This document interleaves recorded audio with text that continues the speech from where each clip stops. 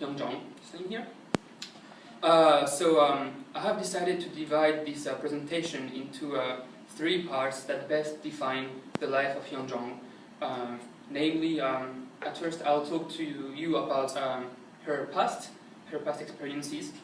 I'll then go on with an experience that has shaped her life, her study abroad, and I'll conclude the presentation by explaining how these 2 events in her life have made her what she is now and what she wants to be in the future.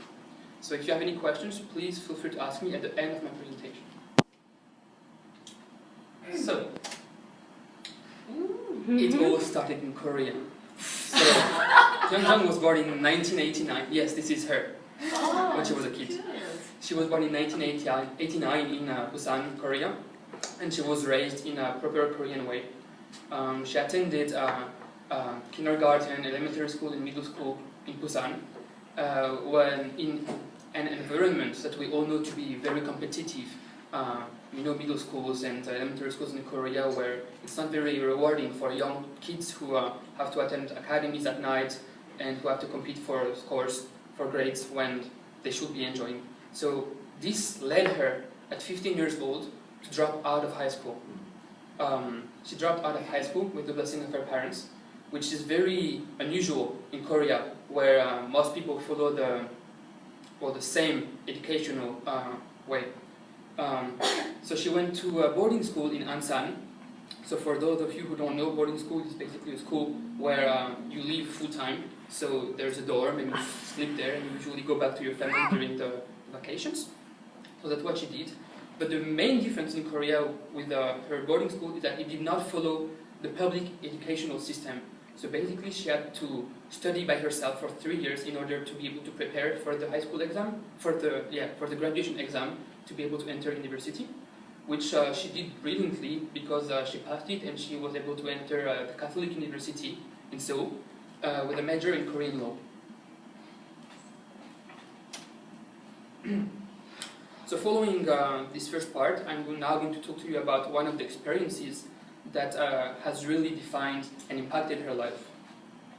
So after joining the Korean law major in the Catholic University of Seoul, Jordon really thrived and really enjoyed her time there and really had good grades, and she was really happy. But she still had a dream that she had since she was young. She had wanted to go abroad and to experience life, and ultimately she wanted to live abroad. So naturally, when she was given the choice in university whether or not she would go study abroad as an exchange student, she agreed, as she saw it as an opportunity to grow her knowledge about foreign cultures and to finally be able to live her dream. She chose the United States as a country, and she applied to a university there, and she successfully got in.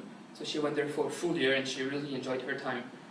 From what she told me, it was really nice. She really enjoyed, well, the sense of freedom she felt in the US and how everything was possible, and the classy, the atmosphere, everything was nice. It really struck her as something very enjoyable. She also had made many friends and lots of activities. She joined many clubs. Everything was good. But however, something that she did not expect happened. Like, people were asking more and more questions about Korea and the Korean culture to her, whereas she did not really expect people to be interested in her, like in her past life, like a life that, well, kind of she tried to run away from. And yes. Back to Korea.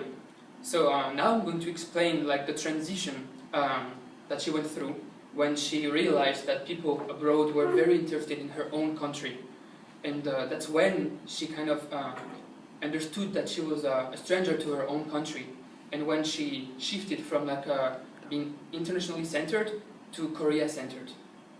So when coming back to Korea after her exchange program, she really had made a very important decision in her mind, that she was going to really learn about Korean culture. She was going to learn about Korea, like Korea in general, and she really wanted to solve all the problems that she had witnessed when she was young.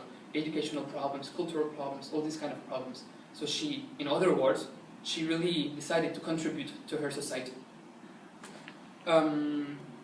And you would tell me, why would anyone suddenly decide to contribute to society? Like, why would I contribute to society when I'm not even sure that society will give me back what I'm giving to society?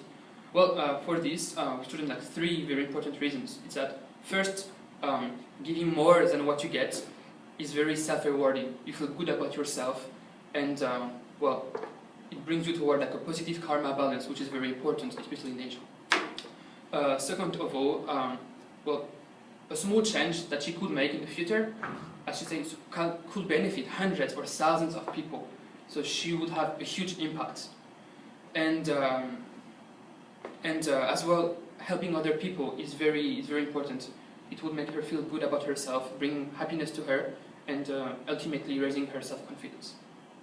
So it's naturally that when she graduated from the Catholic University of Seoul, that she decided to apply for Yonsei Korean Studies program, which she successfully got in, and from what I heard from her, she's really enjoying it. So this leads me to the conclusion of my presentation. So we've seen the changes that Hyunjong has been going through in her life, going from, well, a child raised in Korea with dreams of going abroad. But ultimately, when she went abroad, this is the time when she realized how close she was to her country, and how deeply impacted by Korean values she was.